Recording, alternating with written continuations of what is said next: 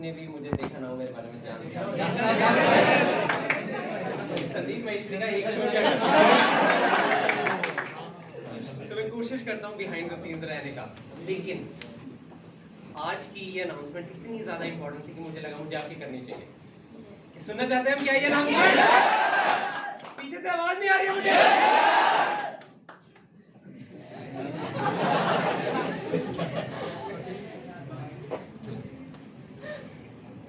कुछ महीने पहले ना मुझे एक यूजर ने, एक व्यूअर ने मैसेज किया, दीपक है उनका नाम, मधुबनी से हो।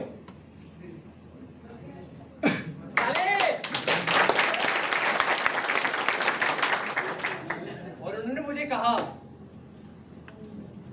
जोश टॉक्स ने मेरी लाइफ में क्रांति कर दी है, रेवोल्यूशन। मुझे ये बहुत हिट की है बाबा, क्योंकि जोश टॉक्स कहीं ना कहीं इसी मकसद से शुरू हुआ था कि एक रेवोल्यूशन क्रिएट करने की जरूरत है इस देश में। लेकिन जब उसने वो कहा मुझे कहीं ना कहीं वो हिट हुई बात, रेवोल्यूशन। और फिर मेरा दिमाग चलना शुरू कि ये रेवोल्यूशन किसने क्रिएट की है, किसने उस दीपक की लाइफ में एक चेंज लाया है। कहीं ना कहीं वो स्पीकर्स हैं जो स्टेज पे आते हैं। क्या मानते हैं आप?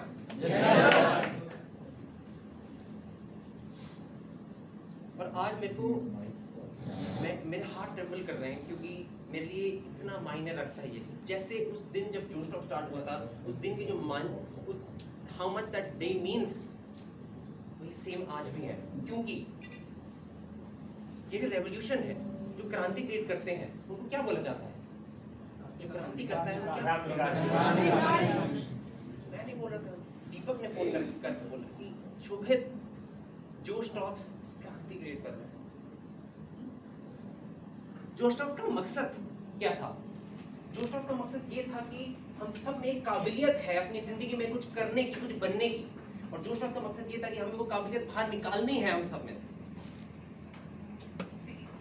और इस मिशन को पूरा करने के लिए जो स्पीकर हैं, जो स्टेज को लेते हैं, वो एक बहुत ही बड़ा रोल प्ले कर रहे हैं हम सबकी लाइफ बदलने में। तो उनको ऑनर नहीं करेंगे क्या? yes, आज से जो भी स्पीकर इस स्टेज को लेगा, उसकी सर्विस और उसकी contribution to growing us all, to moving us all forward, उसको हम एक्नॉलेज करेंगे, उसको ऑनर करेंगे एक जोश टॉक्स सर्विस मेडल के थ्रू।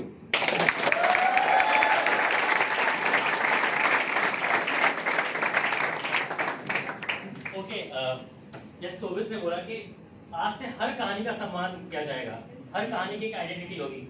तो मैं इनवाइट, और एक क्यों ना दरभंगा से शुरू किया जाए, दरभंगा से सारी शुरू किया जाए, बिहार से।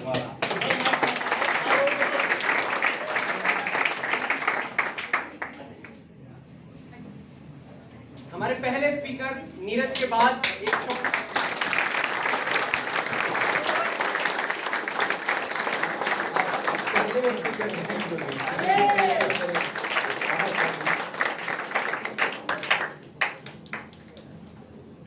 तालियां बजाओ, तालियां।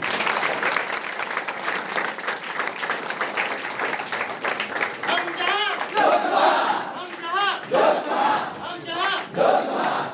we are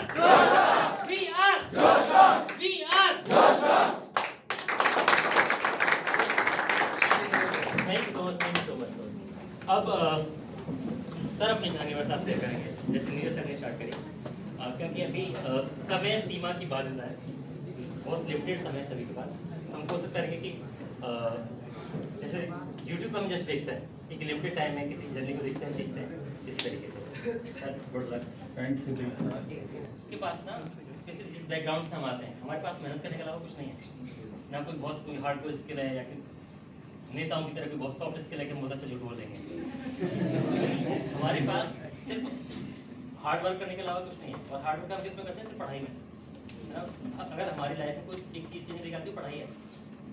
और जोश टॉक्स का जो मिशन है, to unlock human potential, education के थ्रू, स्टोरीज के थ्रू, जो आनंद जी की जो कहानी है, उन्होंने हार्ड वर्क किया, जो चेंज लेके आए वो एजुकेशन के थ्रू लेके आए। एक दो नहीं, उन्होंने 50,000 स्टूडेंट्स को पढ़ाते हैं, उनकी लाइफ में चेंज लाने की कोशिश कर रहे हैं।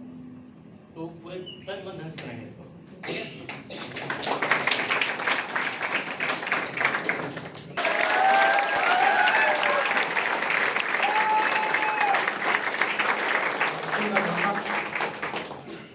मैं स्टार्ट करूंगा खन्ना जी के कुछ स्टेटमेंट से कि मेरे पास एप्पल का फ़ोन है।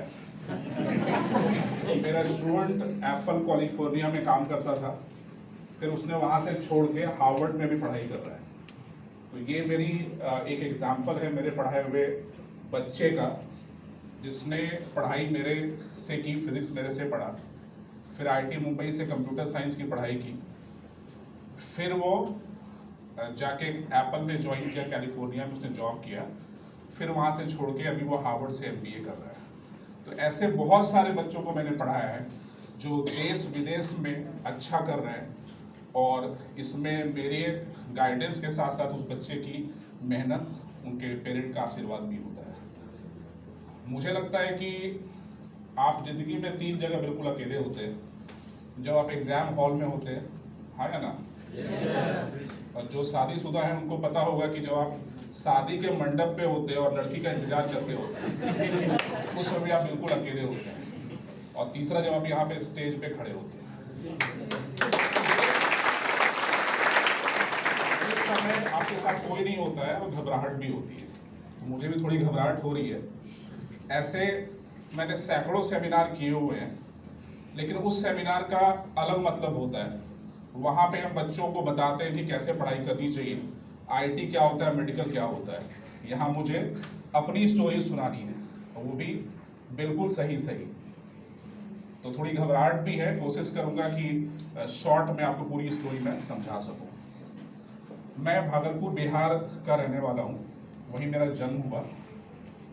मेरी माता जी हाउसवाइफ हैं, और मेरे जो पिताजी हैं वो काफ़ी पढ़े लिखे हैं। उन्होंने डबल MA किया, फिर उन्होंने वकालत की भी पढ़ाई की। उन्होंने वकालत की प्रैक्टिस की, हमारी कुछ खेती बाड़ी थी उस पर उन्होंने हाथ आजमाया, नई तरीके से खेती करने की कोशिश की, और कुछ बिजनेस भी स्टार्ट किया। लेकिन जो उनकी काबिलियत थी उनके हिसाब से उनको सफलता नहीं मिली। तो शुरुआत से ही, बचपन से ही मैंने काफ़ी कठिनाई का सामना किया आर्थिक रूप से। तो जब भी मैं बचपन में था और आर्थिक कठिनाई का सामना करना पड़ता था, मेरे घर के ऊपर छत नहीं था, छप्पर हुआ करता था, और मुझे याद है जब मैं पढ़ाई करता था और रात में अगर बारिश हो गई तो फिर किताब पे भी बूंदे गिरने के चांसेस होते थे। तो मच्छरदानी के ऊपर प्लास्टिक लगा के नीचे बैठ के मैं पढ़ा करता था ताकि वो किताब ना भीगे। तो वहाँ से सफ़र स्टार्ट हुआ। चूँकि निर्धनता में बचपन गुजारा, तो शुरुआत से ही था कि कुछ बड़ा करना है, कुछ अच्छा करना है, और ऐसा करना है कि मेरे जो छोटे भाई बहन हैं उनको कोई ऐसी चीज़ों का दिक्कत फ्यूचर में ना हो, उनको आर्थिक कठिनाई का सामना ना करना पड़े, और मेरी जो आने वाली पीढ़ी है उसको तो बिल्कुल ही ऐसी कठिनाई का सामना ना करना पड़े।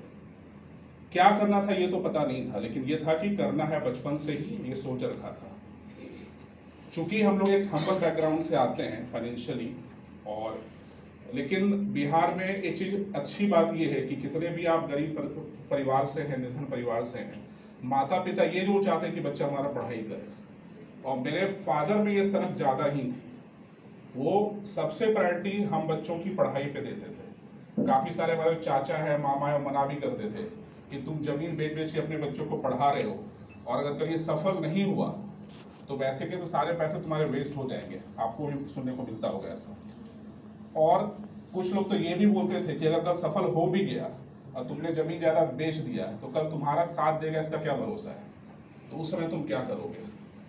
लेकिन मेरे जो संस्कार हैं आज वो मेरे पिताजी के ही दिए हुए हैं, और जो मेरे अंदर कॉन्फिडेंस है मेरी माता जी की तरफ से आता है, वो बहुत स्ट्रॉन्ग लेडी है।